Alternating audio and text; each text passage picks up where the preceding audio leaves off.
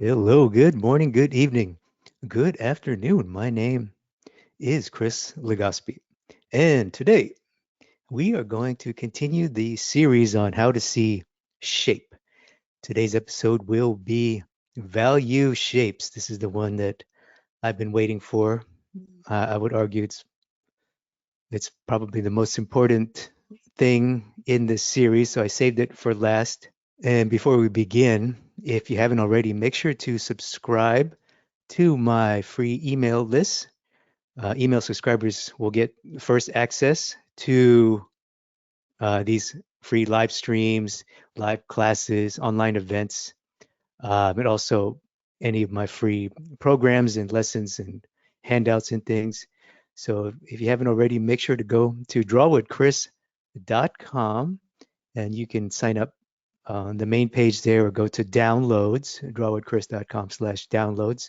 And there you can enter your email and you'll be good to go. You'll get instant access to any upcoming live classes and also access to any of my free programs and lessons and things. Okay, so we're going to begin the class, this week's class, talking about value shapes. And we're going to review a little bit about what we talked about last week. All of the tools we talked about sort of build upon each other. So I'm going to quickly review what we talked about last week. We did how to see shapes for environments and backgrounds and landscapes, and then previously figure and head. So we're going to review all of those tools and talk about a few more and how it's all going to come together this week. And then we're going to talk about local color and its relationship to value. Then we're going to talk about value systems, ways to group and simplify value, of course. And then we'll do some demonstrations, and there'll be drawing demonstrations, not spelling demonstrations, thank God. And finally, we're going to do just quickly touch on the homework and ways that you can improve and some exercises for you. All right, so let's talk about tools. Let's quickly review all the tools that we covered so far. The main ones are corners and straights.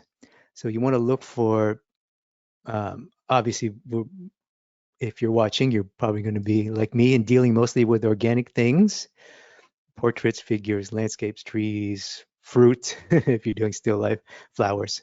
So we want to look for corners and straights in organic things. Now they don't exist, so we have to use our interpretation. And then other things that are helpful are things like obvious geometry. For example, in a landscape, the horizon line, let's say you're looking at a beach scene, the horizon line where the ocean is clearly a big old rectangle. If you're doing urban, obviously anything man-made will have obvious geometry. Um, this pillow, it's a man-made thing, but it's an organic man-made thing. So obviously a circle fits nicely in there, and there's a clear triangle thing happening in this figure as a whole. So look for the geometry. Some are more obvious than others, but if it's obvious, definitely use it as a tool to pick out a shape, to define a shape. And the tool that we talked about up till now for all the subject matters is contrast. And this is the main thing we're going to focus on this week is contrast. And really the thing that you need to worry about or to really to note to yourself in value contrast, because it's the main tool to pick out value shape. Really all you have to do is, once, take a moment to breathe and look at your subject, whatever you want to paint or draw, and then ask yourself a simple question. Is there any contrast? Is there any contrast, right? For example, from the figure to the background, is there any contrast? Well, it depends on where you're looking. Is there any contrast from her face to her hand?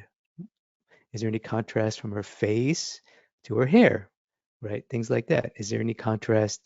Let's say this was a still life. Is there any contrast in the chair from the fabric to the pillow or the chair? So we'll go, we'll talk about more about how to do that, the mechanics of that.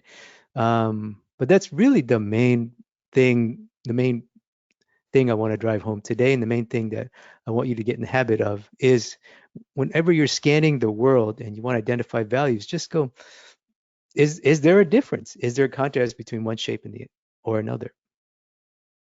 Okay, so let's just quickly take a look here and review some tools. Let's look for the obvious things that help us identify shapes: corners, straights, obvious geometry. Well, let's look for corners. So in this figure,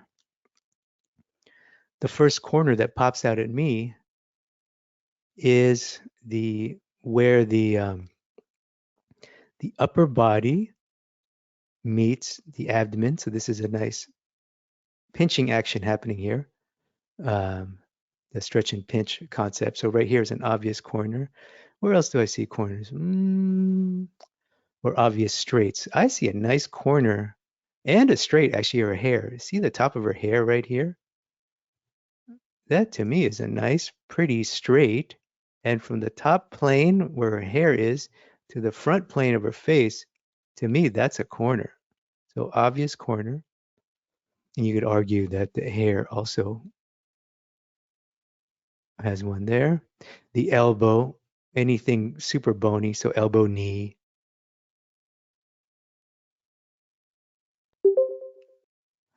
The inner elbow,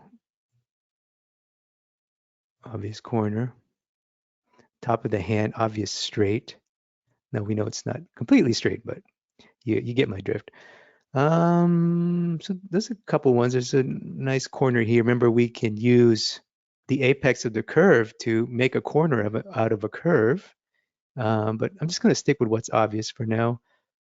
A little one here at where the heel meets the ankle. It's one right there. Comment below. Do you see any more? See any more that I missed? There's a little negative space here. Makes an obvious triangle. So, any obvious geometry? By geometry, I mean, you see this, this, right? Rectangles, squares, triangles, circles. The pillow is an obvious circular geometry. It's man-made. Obviously, the front of this chair, rectangle, man-made thing. It's a nice curve happening here. It's an arc. Yeah, not that I can think of. The necklace, I just caught that. It's an obvious straight. It's a man-made thing. So that's a shape that we could call out. Other than that, not really obvious geometry.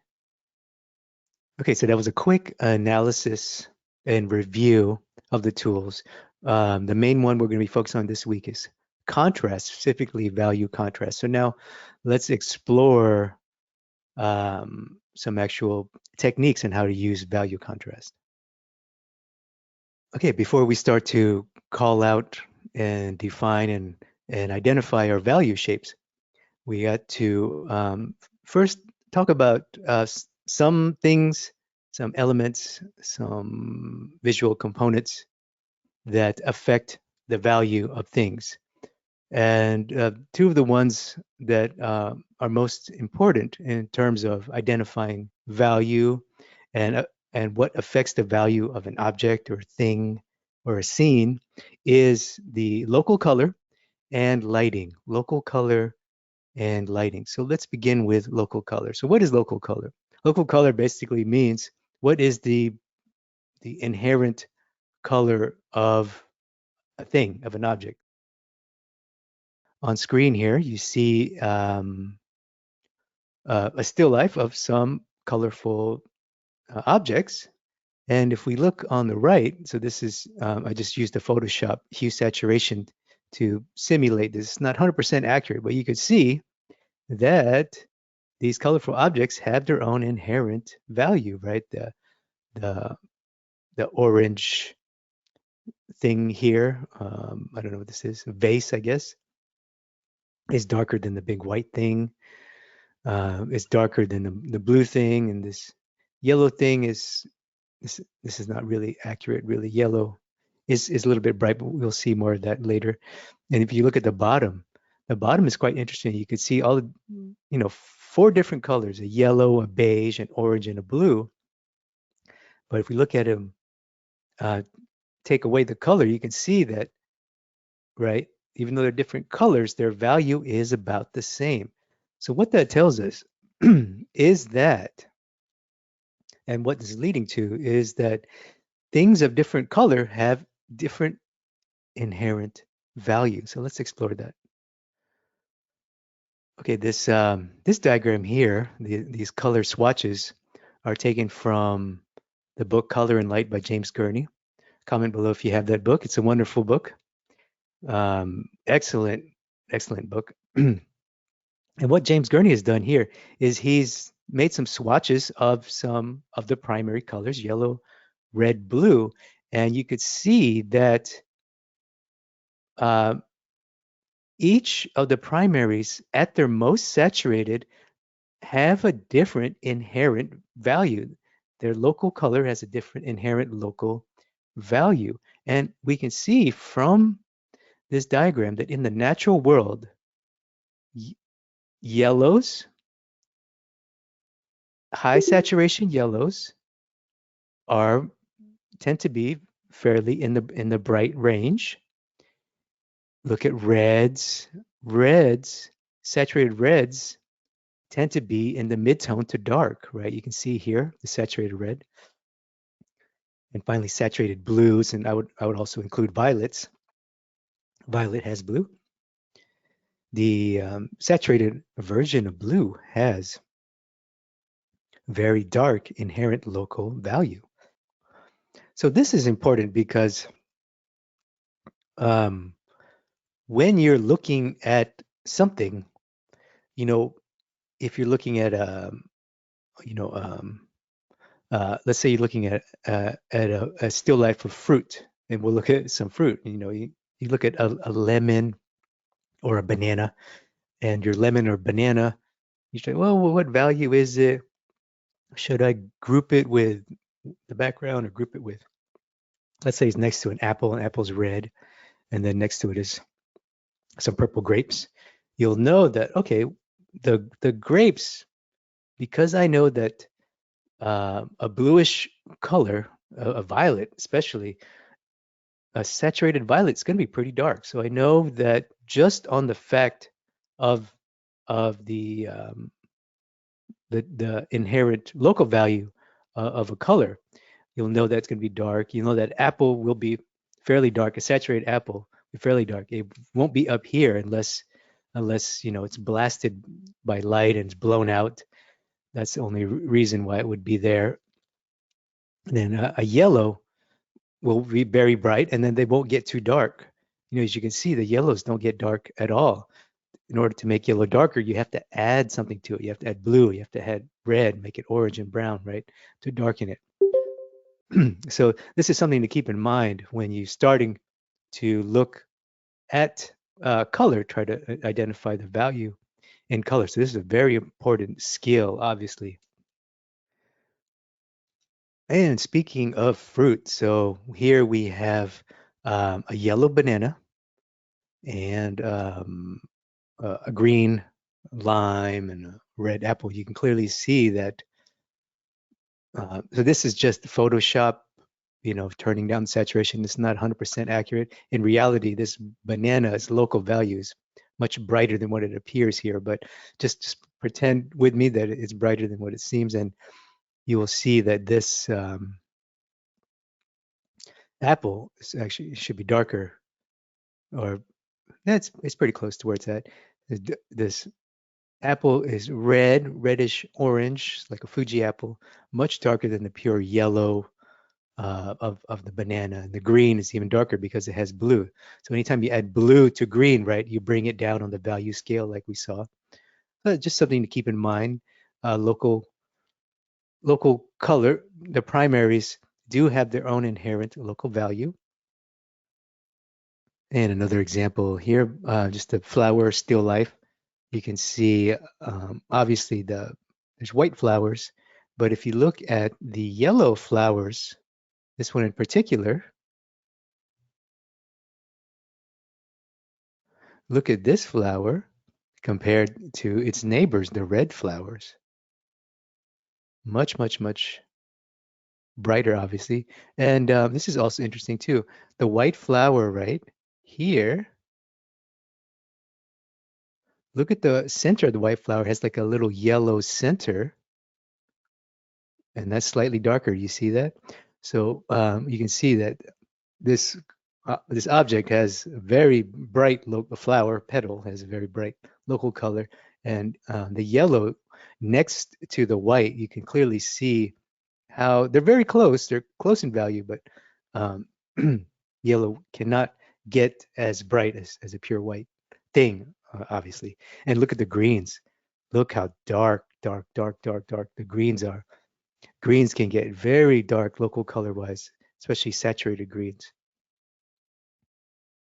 Okay, the next thing that affects a value of an object or the thing you're looking for or the scene is the lighting, obviously. Lighting, we could all know and recognize that you shine a light on something, the side that's hitting the light will become brighter. The side that's blocking the light, the shadow side, as we know, will become darker. Will become darker, and you can see um, this example. This is known as direct lighting, studio lighting, spot lighting, academic lighting, right? One light source. This is what um, most art students are familiar with. So in a still life, you can see that um, that when you shine a light, especially a strong light, you get a light and shadow shape. And what this will produce is clear, distinct value shapes. So this is something to think about.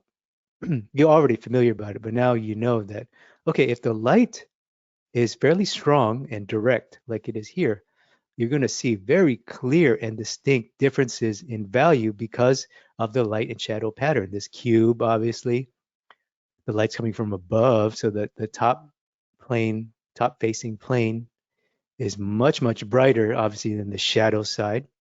It's also brighter than this halftone side. We'll talk about that in a minute. This sphere, this little blocky sphere, polygon sphere. You can see at the top, brighter where the light is, right? And then where it meets shadow, it gets darker and darker and darker. Same with this little apple here. And you can see even on colored objects, light affects the brightness of a colored object. You can see that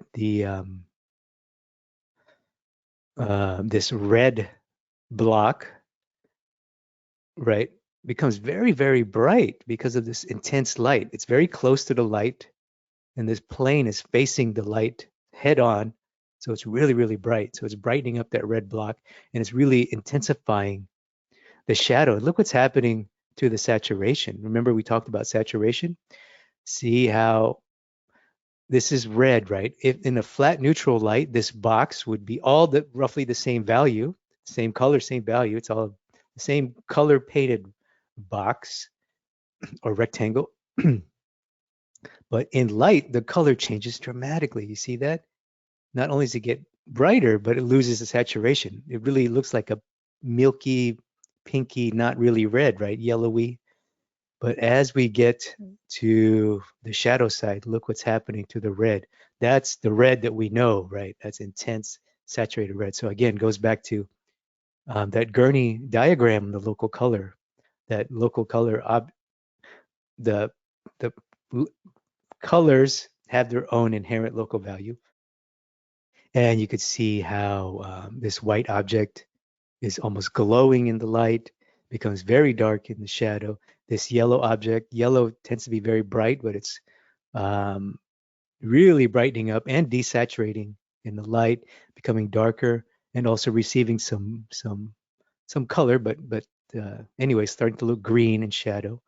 And then you have the block and the cast shadow. So this is another interesting phenomenon that happens with direct light is cast shadows. So this front brick is casting a cast shadow on this other blue brick or block, and that's producing a value shape. We need to call that out, right?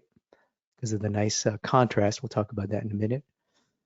But you can see definitely lighting does affect um, the value, obviously, whether you're talking about neutral colored objects or saturated colored objects. The light does affect, and then we now have to consider the light and shadow shape as value shapes. And one thing to keep in mind too is that the intensity of the light will also have a dramatic effect on the value. So for example, these examples have a very intense light, spotlighting, strong light, one dominant light, right? The light source is here for this one, it's here for this one. It's one strong spotlight. So this, we can see that it's producing a very clear difference between light side and shadow side. It's making the lights very, very bright, or much, much brighter. The shadow side much darker, right? Look at this. Look at this white cylinder object. Look how much darker the shadow side is. So that's happening because the light is very strong, very intense, and very direct.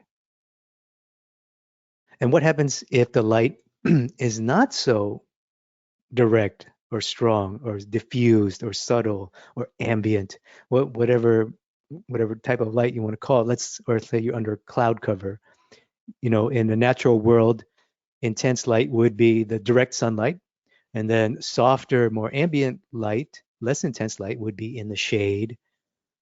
So when you can see here now on this image on the left, you do have, it is one light source lit from above, but this is a very diffused light. Diffused means soft, has a big surface. The light has a big surface area. It's probably coming from a window, what's called north light, light from above, sunlight or the sky light coming in from above. So it's beautiful on the left here, beautiful light and shadow, but less intense. You can see there's less contrast between light and shadow, right? These are white objects.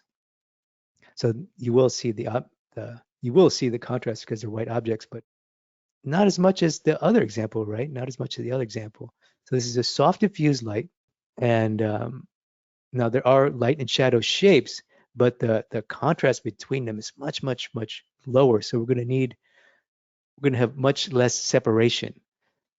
Now here you have the opposite example, the light.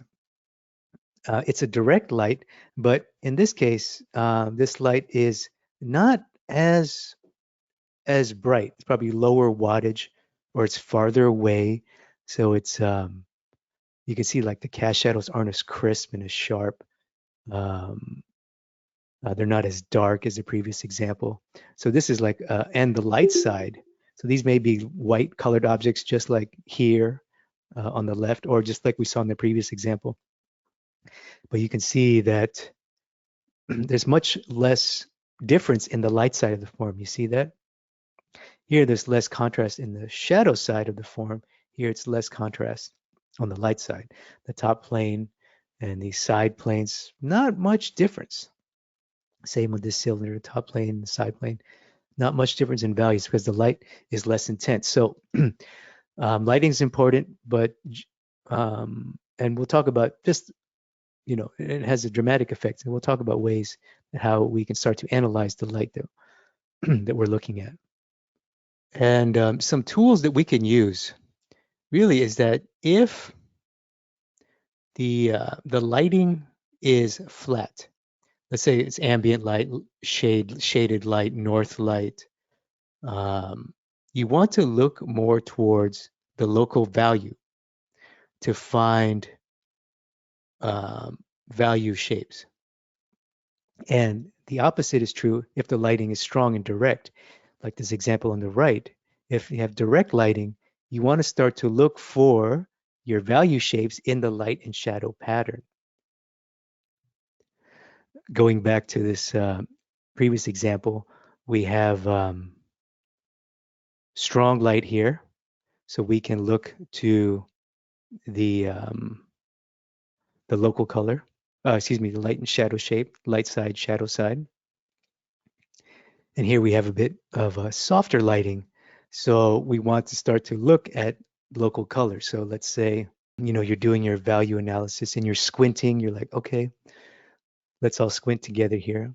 All right, what shapes pop out? Well, clearly the yellow is much brighter than the green.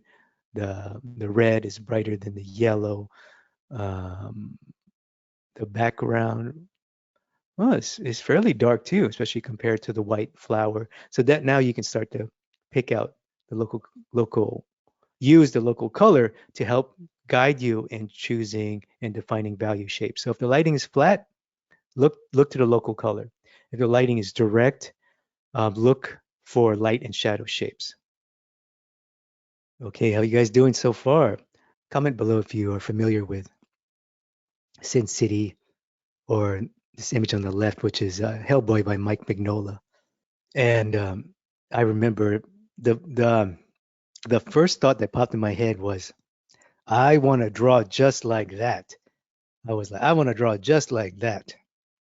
I was so amazed by, I didn't, at the time, I really didn't know what I was looking at. I didn't know, oh, okay, it's I couldn't internalize why it moved me so much. But now I know it's because um, these drawings have a strong graphic read, and the stronger your graphic read, the stronger the emotional impact will have on your viewer.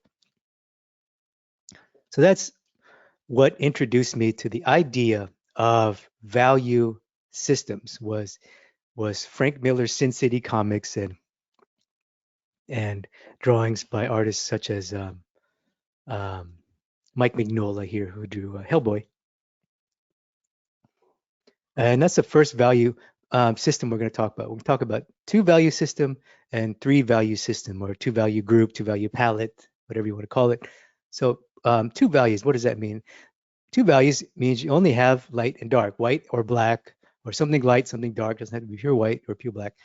And I like to call it the poster read because it's a very graphic read.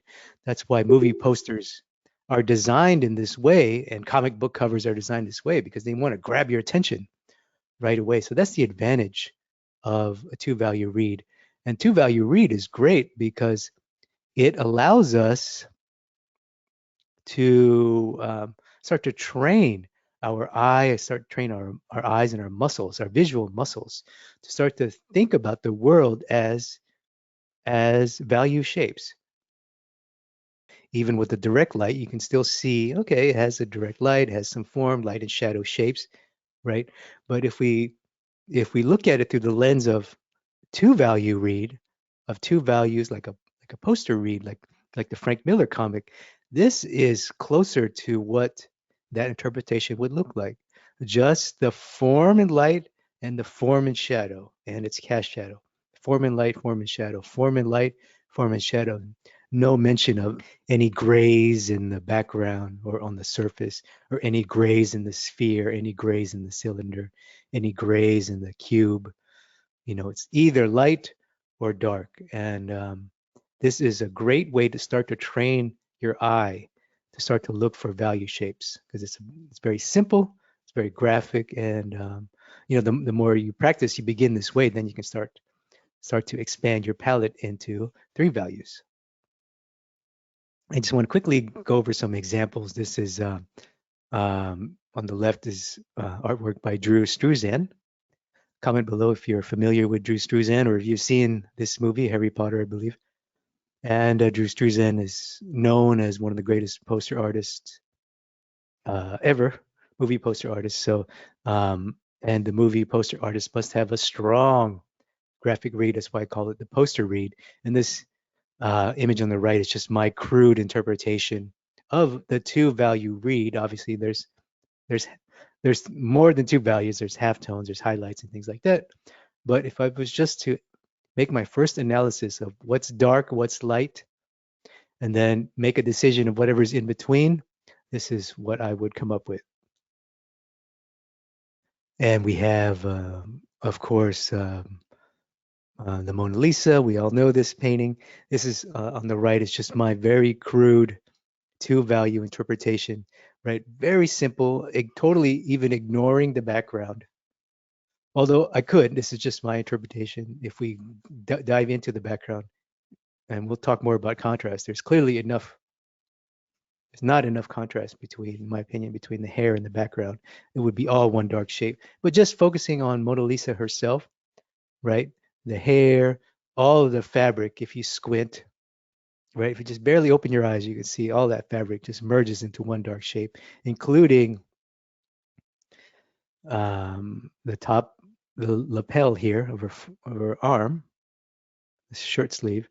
Now you could argue, no, that's a third value. You would technically be correct, but in this initial analysis on your first poster read, first graphical value analysis, two value analysis, this is a good definition of the two values that make up this thing. And how do I know that it's a good definition? Well, if you're getting some sort of read, and you can see just based on shape, there is a little bit of line, obviously, but just examining the shape, you can see, okay, there's something, there's a face there. We can see that because there's dark shapes for the eyes and the eye socket, dark shape for the shadow. You know, this opening is, oh, okay, we know that's the collar of a shirt. I mean, the shape looks like a hand, you know, so, you know, as human beings, psychologically, you know, we have some shape recognition built in our DNA. So as human beings, we can put these pieces together. And again, that's probably why those Frank Miller comics and Hellboy drawings really gravitate me so much, is because when you force a very limited idea onto your viewer is then forced to engage with you. If you only give me two values, I have to draw the rest of it. So I'm much more engaged in your graphic two value work of art than if you give me, you know, the full values, right? 10, 5, 6, 7, 8, 9, 10, whatever. There's other ways to engage the viewer, but you've already forced me to emotionally invest time and energy in your work of art. So that's why I feel that a two value system should not be underestimated, and why it's important to learn the skill, obviously. Okay, let's talk about three values. So three value system, just like the two value system, there's a light side and a dark side. We know that, something light, something dark, but now we have something in between, sometimes known as halftone or midtones in the middle of light and dark. And, you know, it doesn't have to be pure black or pure white. Your two ends, but in its most simplest form, it's a light, a dark, and something else, something that's neither one. So now you have three values. And we look at this example here. This image on the right is just a crude filter I did on Photoshop. It's not 100% accurate, but we could see that we have a form, this like paint can or chemical can, right? It's like a box, a cube basically, right? It has a light side, has a shadow side, and then it has some little bits on top which have a very bright local value. So we have 1, 2, 3 values there. On the surface, we have this fabric. It's a dark gray fabric, a light gray fabric, and the surface and the shadow. Remember, in the strong direct light, the light and shadow shape will make distinct value shapes. So that's 3. We have a light, you have a midtone, and you have a dark. 3 values. And we look at the pear, or apple, it's a pear, I believe. We have 3 values.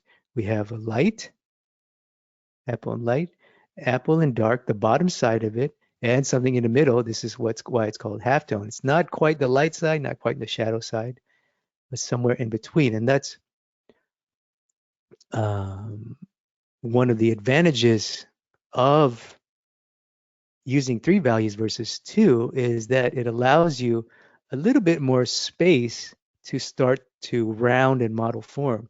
So indirect light, you have very clear light and shadow side, but the halftone gives you the ability to start to model transition from um, one value to the other and one side of the form to the other. But that's more about planes and things like that.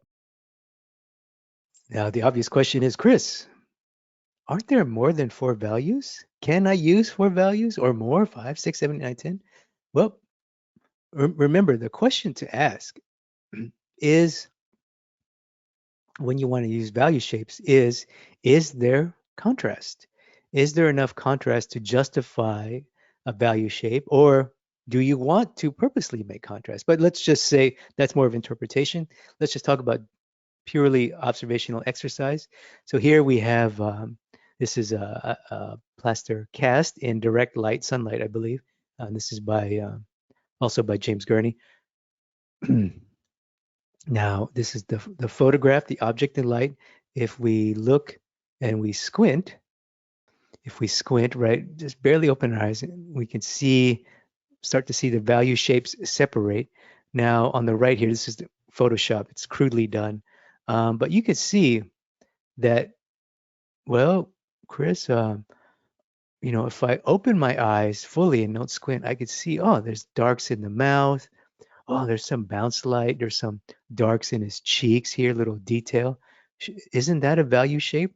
Well, if you squint, you can see that they all really, there's not much contrast. To me, this is all one big blocky shape. So in the shadow side, in this example, I would say there's no need to add a value shape. Now, when we get to um, halftone, we can see, okay, there's clearly a halftone range right here. And there's clearly a light, and there's also even a little highlight. We can talk about that as well. But when we squint, we can see, okay, there's clearly contrast between the brow, for example, and the head as in halftone as it moves away from the direct light on the top of the head, right? So there's contrast there. Okay, so that justifies three value shapes. Now, you could argue that there's four value shapes if you look in the light. There is very subtle contrast. Now this is now starting to get into interpretation. Is do I call out my hard highlight? Because it is there. You could argue no, there's not enough distinction, but you could also make that interpretation. And also, if we look at the background now, three value systems give us the advantage of separating object from background because now we can choose to make, in this case, the background is the midtone, right? We can also, if it was darker, it could start to merge with the shadow side. If it was brighter, we made it the same value as the object in light. It would start to merge with the object in light. So the three value system also gives us the advantage of being able to um, introduce the background. Okay, how you guys doing so far? Are you still with me? So what I'm going to do now is do some demonstrations. What I'm going to do is I'm going to quickly do a two value analysis, and then we'll do a three value analysis. So, okay, so just quickly, obviously I got to draw the shapes that I see.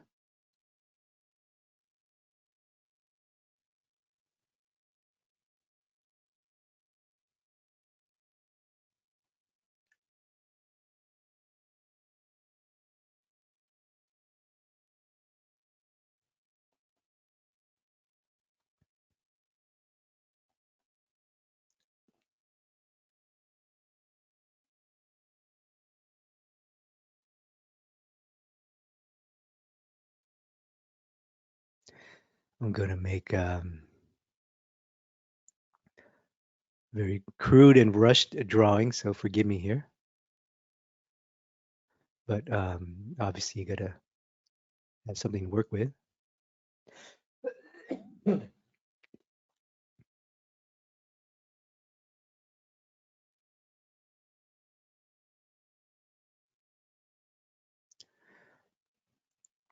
So if you're at home and you want to do your value and shape exercise, please take more time on your drawing than me.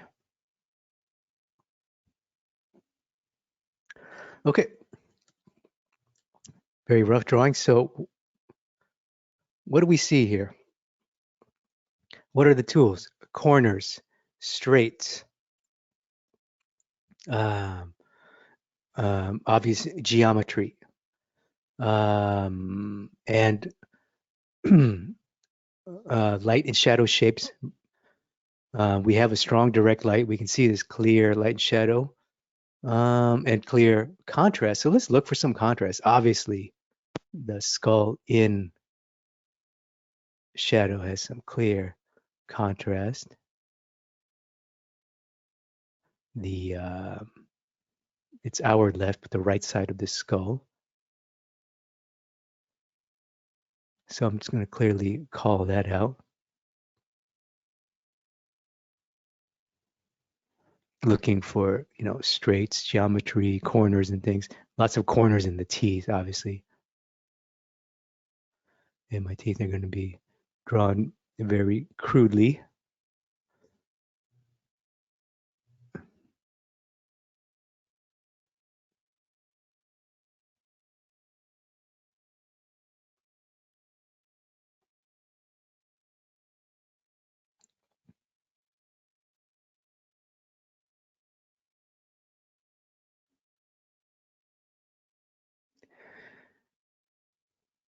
And the skull,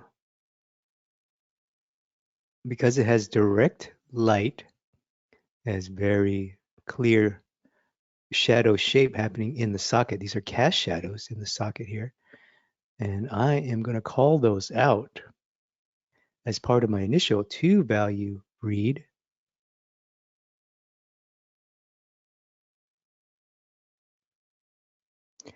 So now I'm going to fill the shape. I'm going to use a very crude tool. If you're doing this at home, I would recommend you use marker.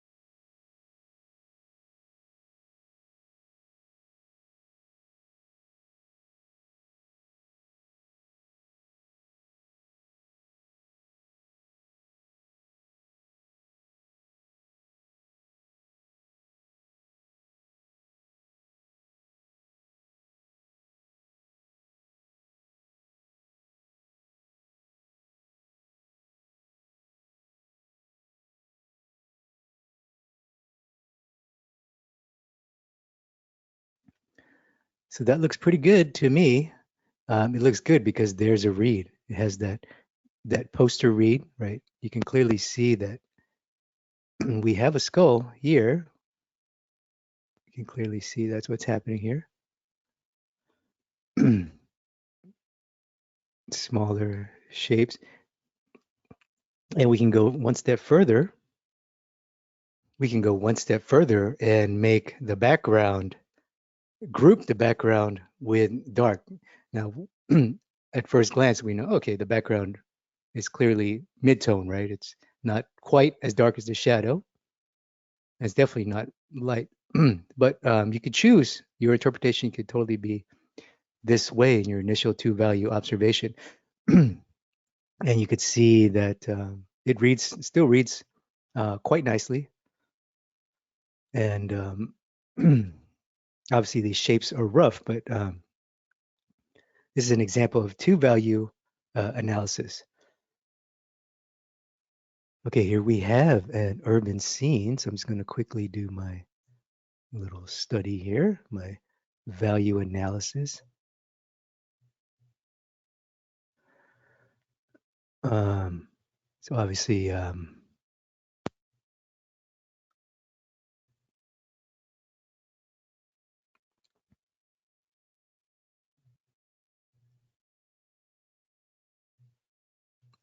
got to quickly sketch some architecture. It's not the most fun thing in the world, but unless you're into that. Comment below if you're watching. Are you more into landscapes, uh, environments than figures or portraits? There may be a few of you here.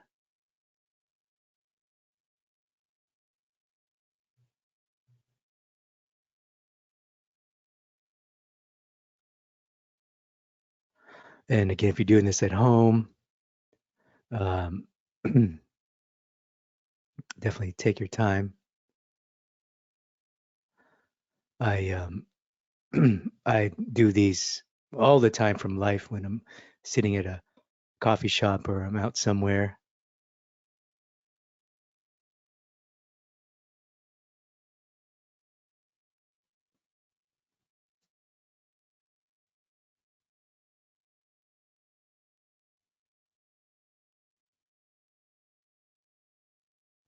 If I'm at a restaurant, I'm waiting for my meal. I always have my sketchbook and I try to do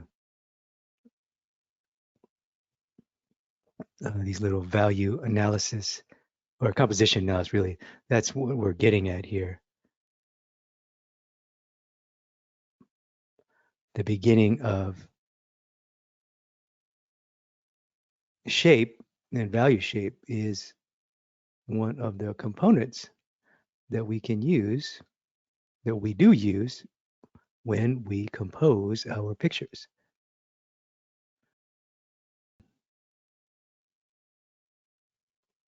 So I do have a plan for this series.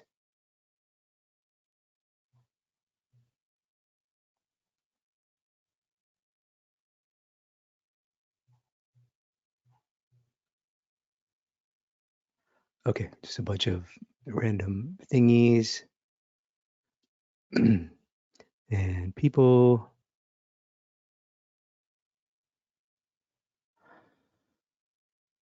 Shadow shape.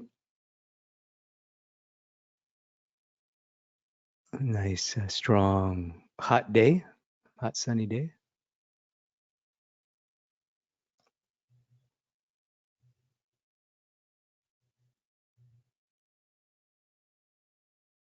Okay, so we have a lot of interpretation to do here, really. Well, not a lot. I think. Well, first, the first thing you do, we need to squint, right? So just if you're watching at home, you're following along. So go ahead and squint with me at our image here, our photograph at our scene. Let's say we're sitting at a coffee shop now, and we're trying to do a a nice value and composition study of this scene. Let's use our first tool, which is contrast. What what has clear contrast? Well, for me, this cast shadow and the ground is very bright. The cast shadow has really nice contrast. So I'm going to call that out.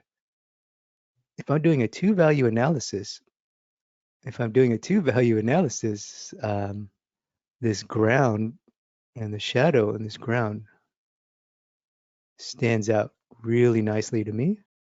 And again, if you're following along at home or you're doing this exercise at home, um, use a big fat marker.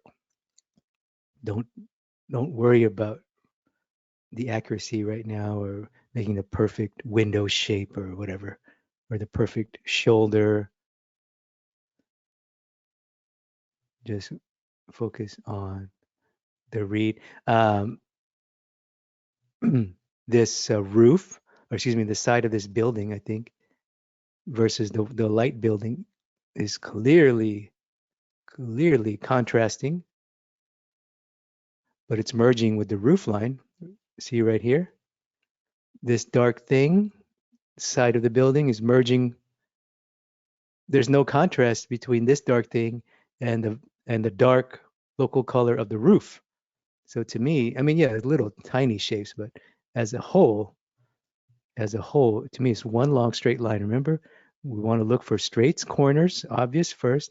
Obvious first. We're just practicing building up our muscles, our visual muscles, whatever, value, observation muscles, I guess. So that's that. And call that out. Another roof line, another window kind of thing, and some randomness over there. There's a dark figure here, a little tiny one back here. The cars. The cars. Let's skip the cars. Keep going to what's obvious. Well, the dark, this door, clearly darker. The window, darker. Door, darker. Right? Darker, darker. Little rooftop thingies on that. I would say the roof, no, but the detail of the roof line, has these little has little kind of things. It's a tiled roof, right? Ceramic tiled roof kind of thing. It has these little, the roof line has its own value. The side of the building, obviously darker than the roof line. Contrast there.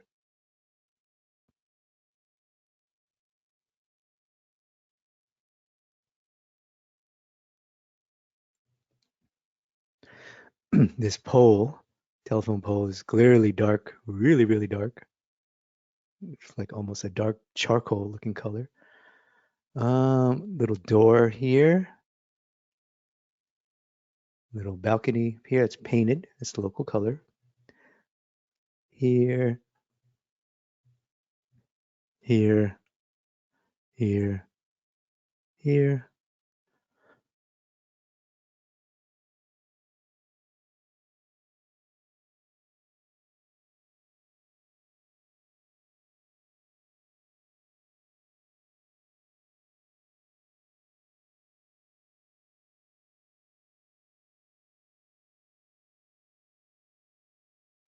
And not so much else in this building here on the right.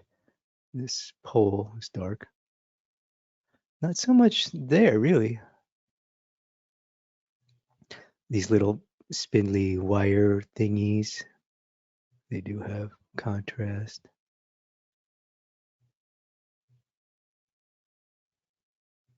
It's nice. It adds to the read of a city scene, of an urban scene. The shadow of the pole. It's really all I got, really, right now. Now, let's talk about the cars. Well, before we get to the cars, because the cars have a local value. Remember, reds, blues, blue greens, like this car here. Their local value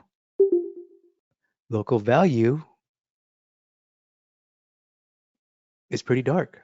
So let's quickly do the obvious. So the shadows, the window of this blue car, obviously dark. The shadow side, obviously dark. Cast shadow, obviously a dark thing. Same with the red car in the foreground. Obviously dark. Cast shadow underneath. Its wheels are black. Obviously dark, dark, dark, dark, dark. Now the shade of the front of the grill, shade of the grill. I'm calling out the white thing. It's more of a stylistic choice. And the grill itself,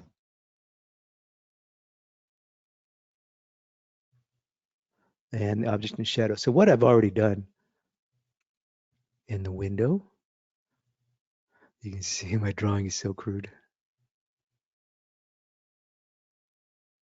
And I'm actually calling out the reflection. Even though the window is dark, it has some reflection in it, reflectivity. So my drawing is quite ugly and crude, but it's okay. It doesn't really look like a car anymore. It's close enough. Anyway, you can take your time when you're at home. So now I've made the choice to say, you know what? I'm going to group these cars with the light.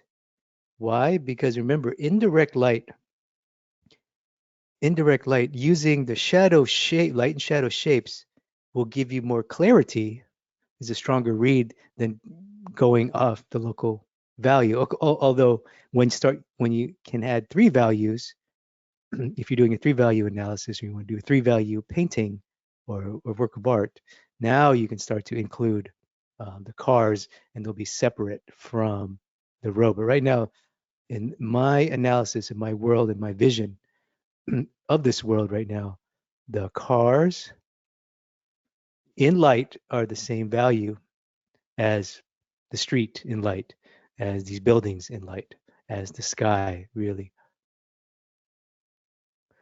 That's my initial two value analysis of this scene, and it was a little bit complex to draw. But again, if you're at home, you want to take your time. And we got one more example by, this is by Velazquez.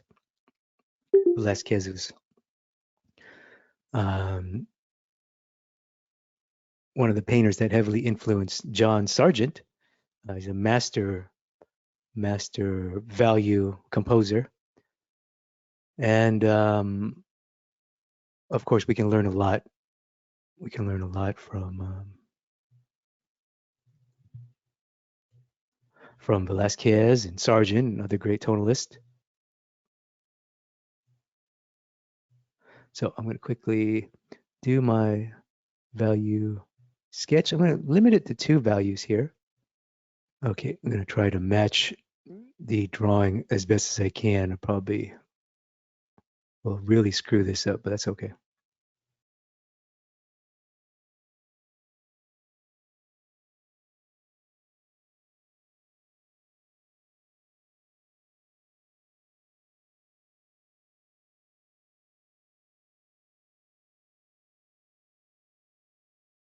Okay, so this is my very crude drawing, and it's time to take out my marker.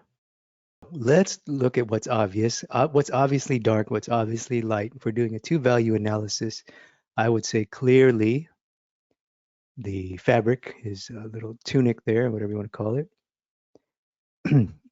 So ignore the small details and embroidery and things like that, the little filigree for now.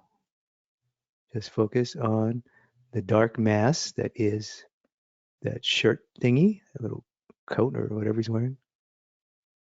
Comment below if you know the official name of that thing. I don't know. It's like a whatever formal wear at the time. So that anyway for us clearly, just ignoring the details for now. We know it's there. It's part of the design actually, so that can't be ignored too long. But my initial analysis has to be this: that this thing is the darkest thing in this entire image, this entire painting. So I have to respect it as dark. And clearly the cape and the cast shadow. Remember, do, contrast is our main clue. And if we look at the cape and the cast shadow, there's no contrast at all. It's all one merged shape, and that was totally conscious decision by Velazquez. So that's something that you can start to put in your own work, and which is why we want to do these. We want to look to the masters, look to the greats of the guys that we look to. If you like Sargent, look to Velazquez.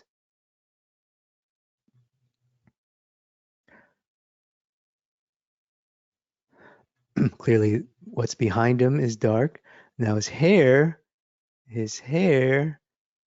has a strong highlight shape. Remember direct lighting? He's being lit directly by the window, probably. So now his collar is clearly not dark. There's a column behind him. You can argue that it's all one shape, but just for the sake of what's obvious, I'm just going to group that. And the shadow within here.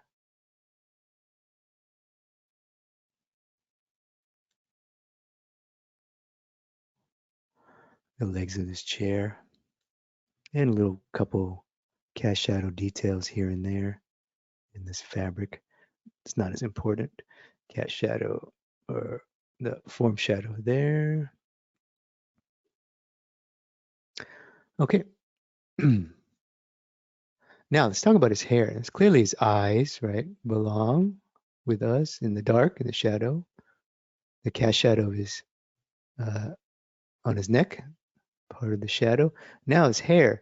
What I'm going to do is group his hair with the shadow, but I'm going to call out the highlight of the hair. So it's really, hair is basically like those still life forms we saw in light and shadow. They have light side, shadow side, form side, and form, but the hair just has more fluid and organic form.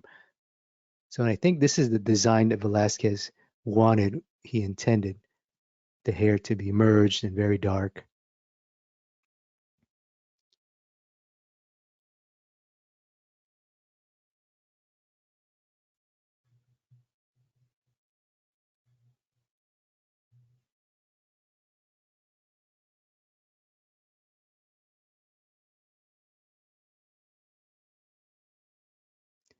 So that's my two value analysis here.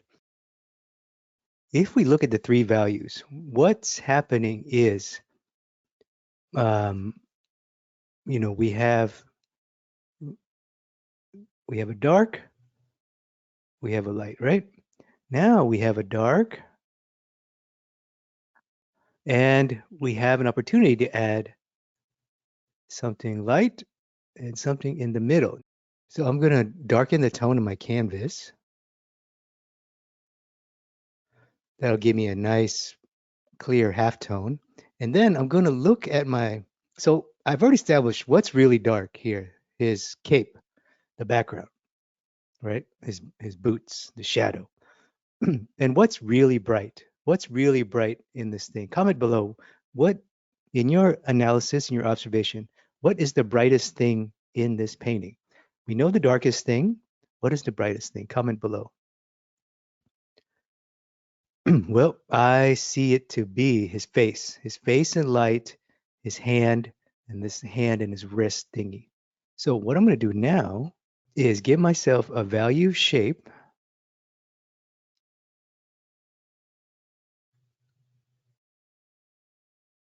And again, I'm using very crude tools here. So now I'm consciously grouping the hands and his face in light into its own value shape. So now I have a nice dark, middle, and light. I have a mid-tone, which is the mid-tone of my paper, the dark shadow, and the light, which is face and hands. Now, obviously, there's more nuances. There's gradients, which is a whole other topic that's more of interpretation and technique, right? But in terms of what my initial abstract, in a way, value analysis, I feel pretty good about what I have. And now I can call out some of that fabric and some of these subtle highlights and things, because this is very reflective material that shows, his opulence and his wealth and things. And I can start to call out these little reflective filigree and details. But as you can see, even as I do that, I still have the strong compositional integrity of my three value system. So that's pretty much the basis of the primary exercises we're going to do. And this is an example of a two value on the left, and then on the right, a three value analysis. That was the end of the demonstration. So for homework, I would continue to do more two value studies, a dark and a light. Use a fat marker. Don't worry so much about detail. Do as many as you can, and choose environments that are interesting to you, or go outside. That's even better. Go out to the natural world. Go out to your coffee shop or wherever you like to draw, and then do some 2 value studies after a master's, and then do a 3 value study after a master's, like what you saw here. And then once you do that, then you'll go back to doing some environments, some landscapes, natural world, or still life. Do 3 values studies of still lives. You can use plaster casts, fruit, flowers, whatever is interesting to you or whatever reference you may find. But all of those subjects will be great. Choose ones like the plaster here that have no color or very minimal color, very gray, and then choose some objects that have very saturated, colorful objects so you can help to train your eye.